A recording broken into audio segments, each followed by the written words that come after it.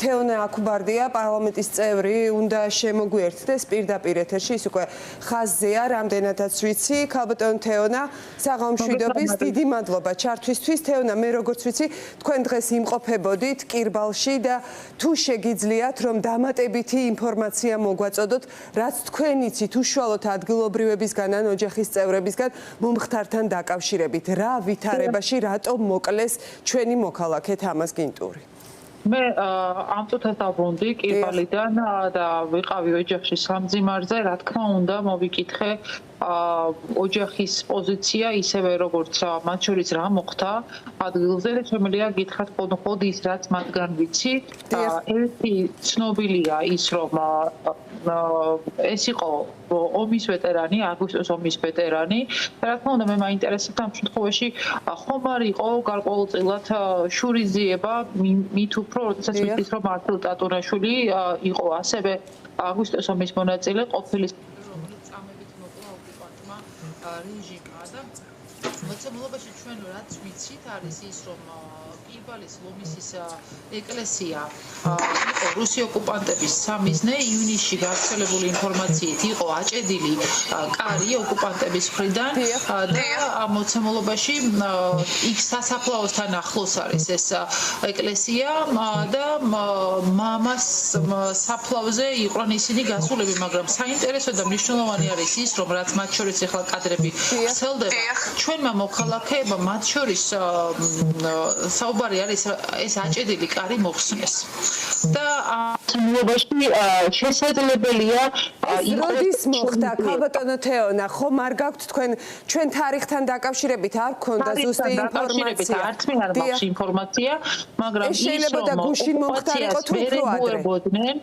განსაკუთრებით აგვისტოს ომის მებრძოლი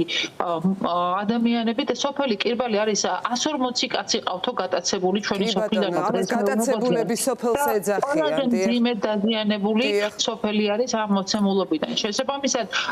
ის რომ ეს კარი, აჭედილი კარი მოხსნეს ის თუნუქის ფურცელი და ეს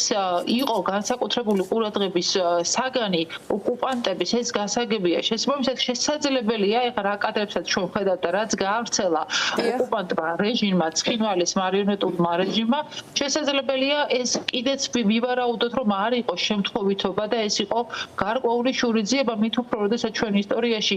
მძიმე ისტორიაში ოკუპანტების მხრიდან გატაცებების და მკვლელობების ყავს უკვე სამხედრო. და ამ მოცემულობაში ეს კიდევ უფრო დამატებითი მძიმე ფაქტია, იმიტომ რომ სალოცავი მდებარეობს სასაფლაოსთან, მოსახლეობა გადის, რა თქმა უნდა, საფლავზე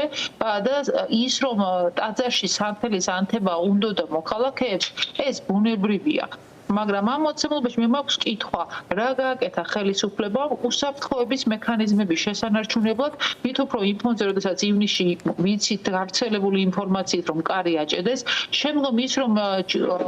ეს კარი ჩამოხსნეს, აჭედილი კარი ჩამოხსნეს, რაც შესულიყარ მოსახლეობა, ესეც ცნობილია და ამ მოცემულობაში რა უსაფრთხოების ზომები მიიღო ხელისუფლებამ, რომ ესეთი მძიმე მოცემულობა არ დამდგარიყო, ამაზე მე პასუხი არ მაქვს. და შესაბამისად ეს კადრებიც რაც გამოიყენა რუსეთმა და საოკუპაციო რეჟიმმა გარკვეულწილად იმის პროპაგანდირებისთვის, რომ ბრალი გადაიტანოს ჩვენს მოქალაქეებზე, სწორედ აი აქ არის თავარი პრობლემა და მათ შორის მოწოდებები, რომ საოკუპაციო რეჟიმისთან შეგუება უნდა იყოს, მე არ მიკვირს, რომ ომის მონაწილე სამხედრო მაიორმა, რა თქმა უნდა, ამას ვერ შეეგუებოდა. მე შორს ვარ იმ ადრესგანო პროვოკაციაზე ვინმე უნდა წავიდეს, მაგრამ როდესაც კლავენ ჩვენს მოქალაქეს ტაძრიდან გამოსულს და სასაფლაო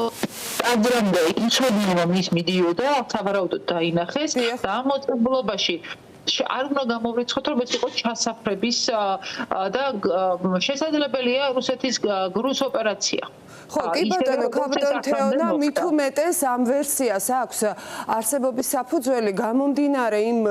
სამწუხარო პრაქტიკიდან, რაც საქართველოს ხელისუფლებამ დანერგა, რომ მაგალითად ჩვენი სპეცსამსახურების წარმომადგენლების პირადი მონაცემები აღმოჩნდება ხოლმე რუსეთის სპეცსამსახურების ხელში, ხო? ჩვენ ეს არაერთხელ ვნახეთ და რა თქმა უნდა, ვერ არანაირად ვერ გამოვრიცხავთ, რომ მის შესახებაც ქონოდა ინფორმაცია. თამაზ გინტური იყო ომის მონაწილე და ის რომ სასაფლაოზე იყო ასული, ის რომ არ ეგუებოდა ოკუპაციას და მათ შორის ტაძარში მისვლა არ იყო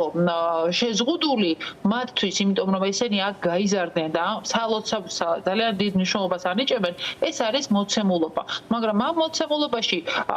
ასევე იყო საუბარი იმაზე, რომ გარკვეულწილად ინტერესი ჰქონდათ ოკუპანტებს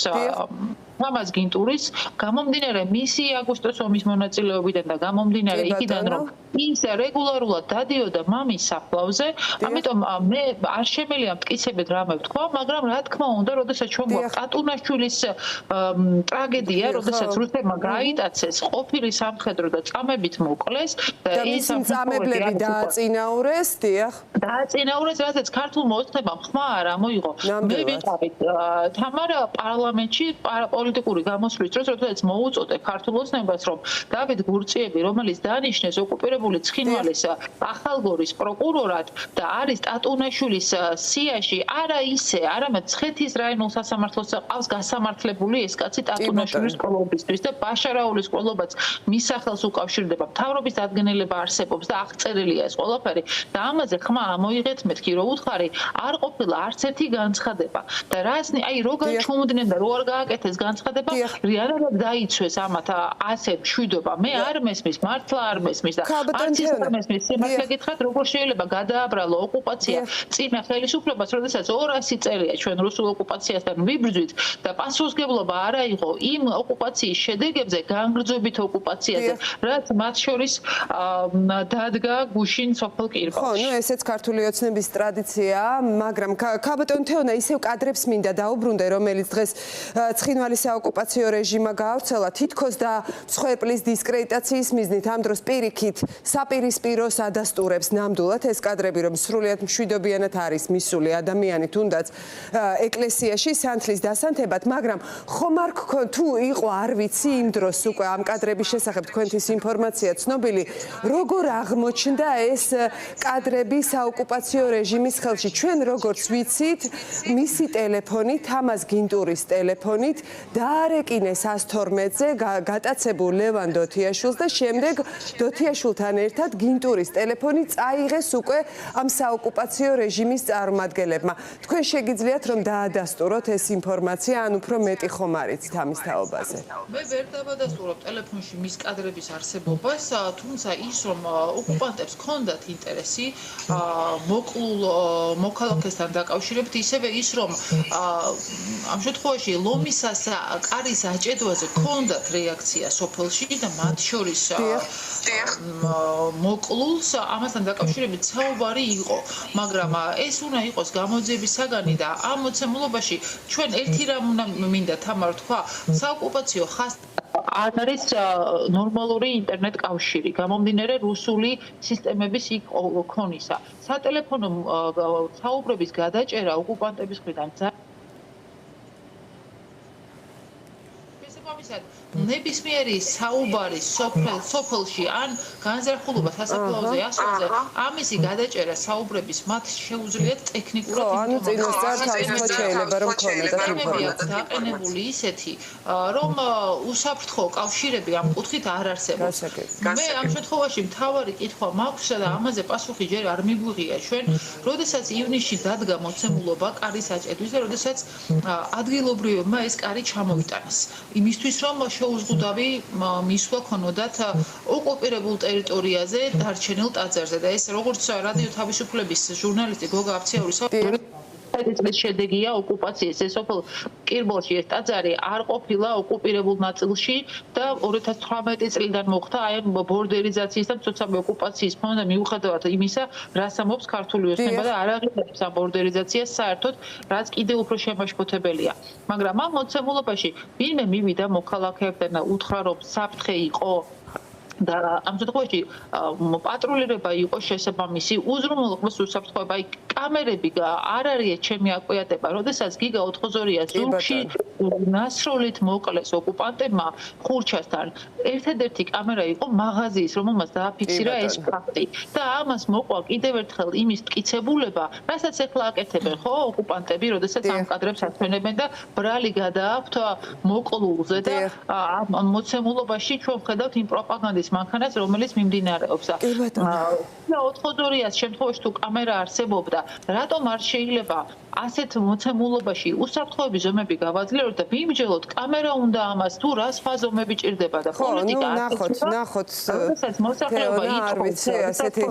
ადეკვატური რეაგირების იმედი ალბათ არც თქვენ და არც ჩვენ ეს ადეკვატური რეაგირება კი არა საერთოდ მე არ ვიცი რას ნიშნავს როდესაც ოკუპაციაზე წარსულში ლაპარაკობ და არა განგრძობითობაზე ისე ეს პასუხისმგებლობა კი ნამდვილად არ აუღია დღეს ხელისუფლებას და ვნახეთ ერთი არ უთქვამთ კი ბატონო დიდი მადლობა თეონა უსაფრთხოებას მოქალაქეების და ეხლა მთავარი არის რომ მიმჯელოთ იმ პოლიტიკაზე რაც აუცილებელია რუსული ოკუპაციის და აგრესიის შესაჩერებლად და გავერთიანდეთ ამ საფრთხის წინაშე იმიტომ რომ ჩვენ გვაქვს პასუხისმგებლობა ოჯახთან და იმ მოქალაქეებთან ვინც საოკუპაციო ხაზთან ცხოვრობენ და მათ მოხდეთ წმენა რომ სახელმწიფო მათ დაიცავს რაც არ მოხდა ძალიან ხშირ შემთხვევაში და სამწუხაროდ